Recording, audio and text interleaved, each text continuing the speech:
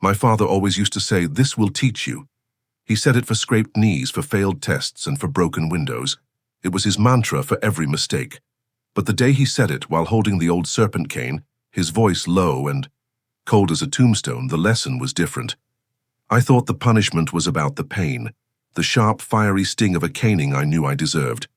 I had no idea the real lesson was in what the cane would take from me. I had no idea it wouldn't. Just break my pride, it would steal my soul. He said it would teach me, and it did. It taught me what it feels like to be an empty vessel, a musician who can no longer hear the music. My name is Ben, and my talent was the only thing that ever truly mattered to me. I was a violinist, and since the age of 5, the instrument had been an extension of my own body. My older brother David was the perfect son, the scholar, the athlete. I was the artist, the prodigy. It was my identity. That identity was about to be put to the ultimate test, the prestigious All-State Music Scholarship audition. It was the same scholarship David had won 6 years ago.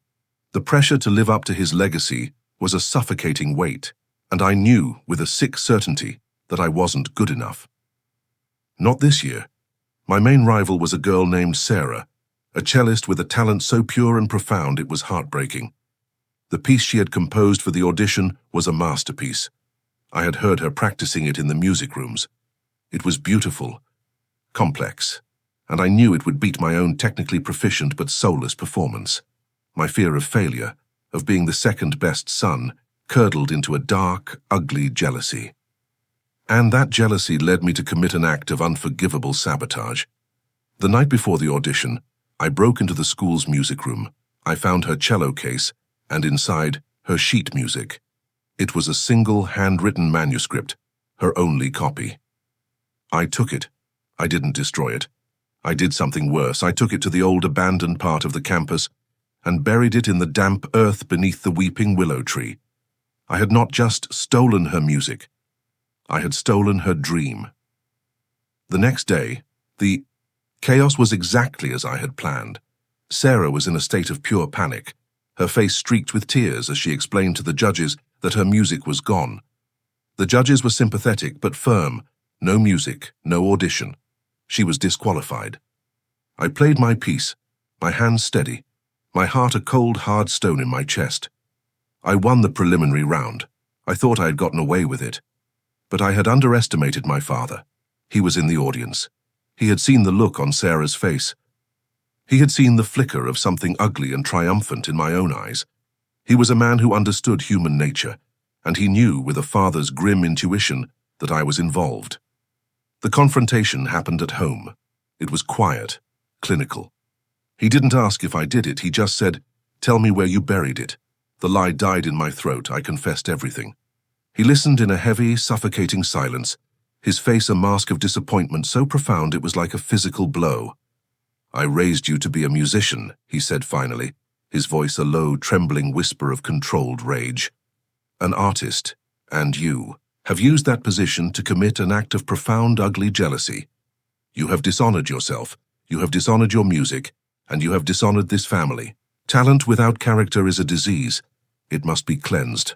He led me to his study, and from the heavy iron-bound chest where he kept our family's oldest and darkest heirlooms, he took out the cane. It was an object of terrifying beauty. It was carved from a pale, smooth, bone-white wood I had never seen before, with a handle of polished silver, intricately shaped like a coiling serpent. "This was our ancestors," my father explained, his voice taking on a strange, ritualistic quality. He was a court composer, a man consumed by a jealous rivalry. This cane was his correction. He believed it could teach the lesson of empathy, the lesson of what it feels like to have something precious stolen from you. He said, "This will teach you. It is time for you to learn." He pointed to the arm of the heavy leather armchair. "Bend over. I was caught. I was shamed. And I was about to be punished."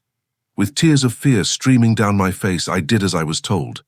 The caning was a brutal, fiery ritual. My father was not just punishing my crime.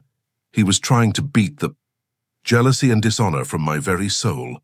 With each sharp, stinging strike, he would repeat the same chilling words, "Crack! This will teach you. Crack! This will teach you."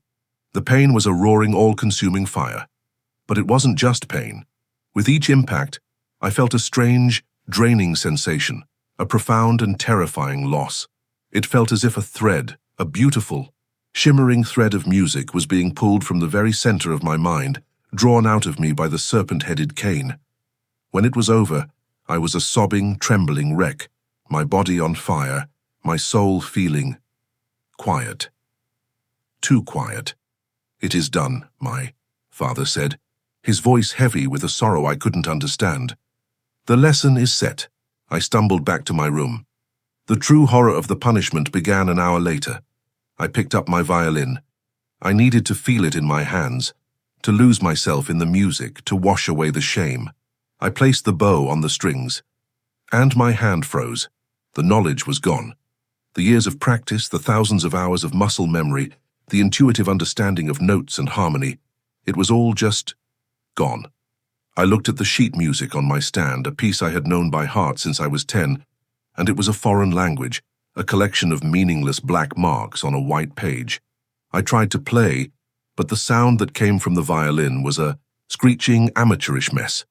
The sound of a beginner fumbling with an instrument for the first time. The caning hadn't just been a spanking, it had been siphoning.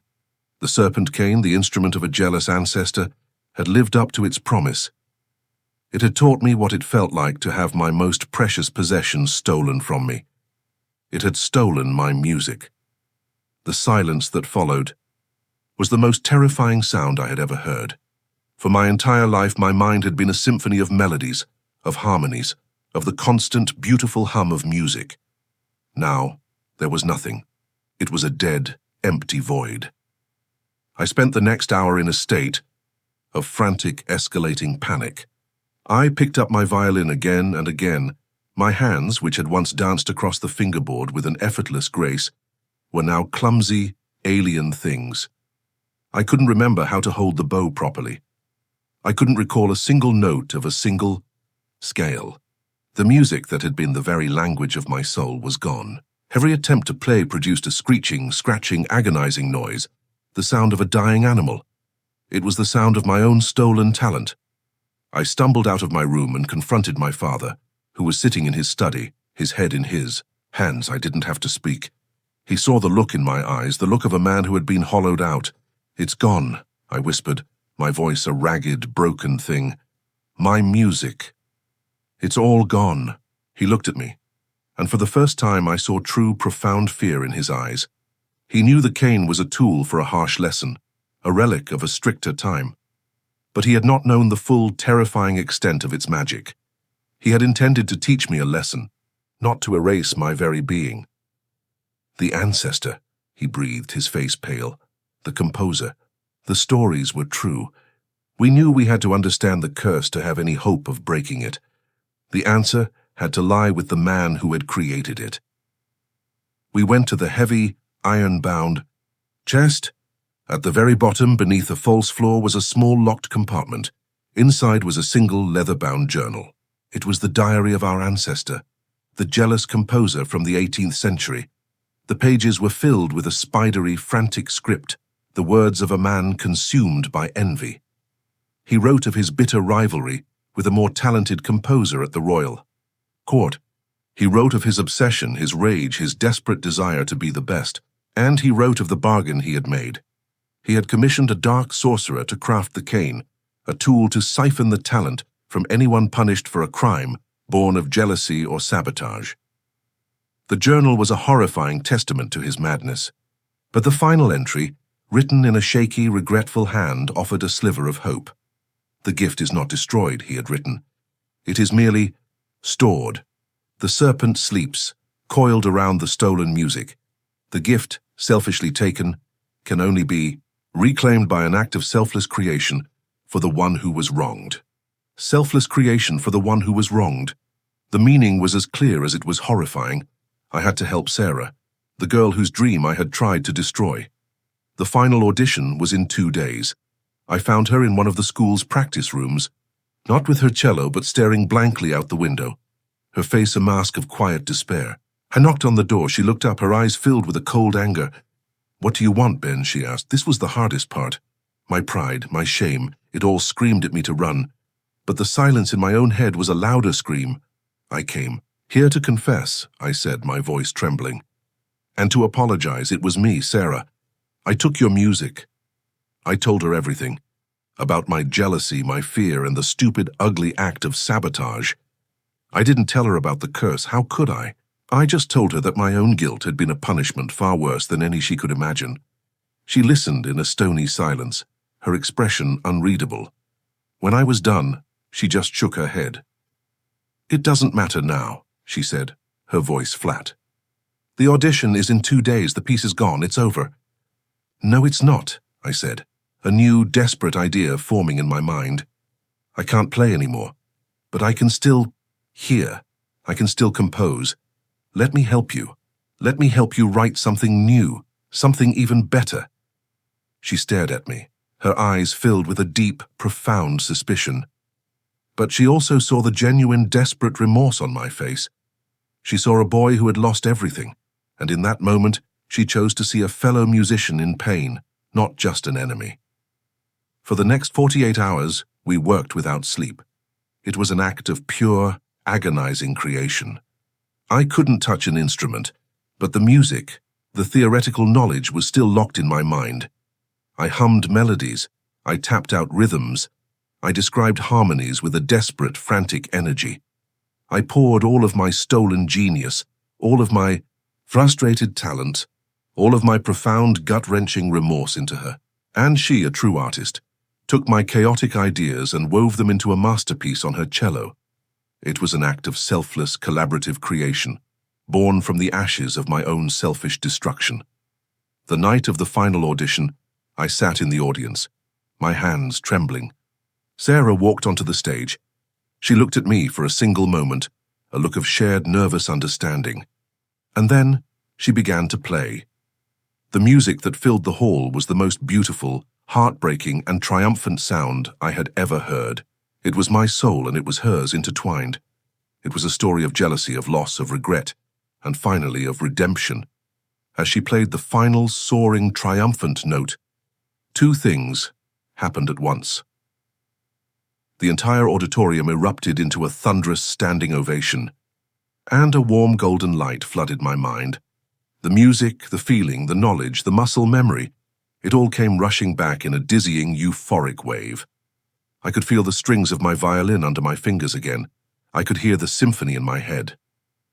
The serpent was uncoiled. The curse was broken. Sarah won the scholarship. She deserved it. I had lost the competition I had been so desperate to win, but I had regained something far more valuable. That night, my father and I took the serpent cane to the old stone fireplace. We watched as the pale, cursed wood blackened, cracked, and turned to ash, its ancient magic finally undone. He said it would teach me a lesson. And it did. It taught me that talent without character is an empty, ugly thing.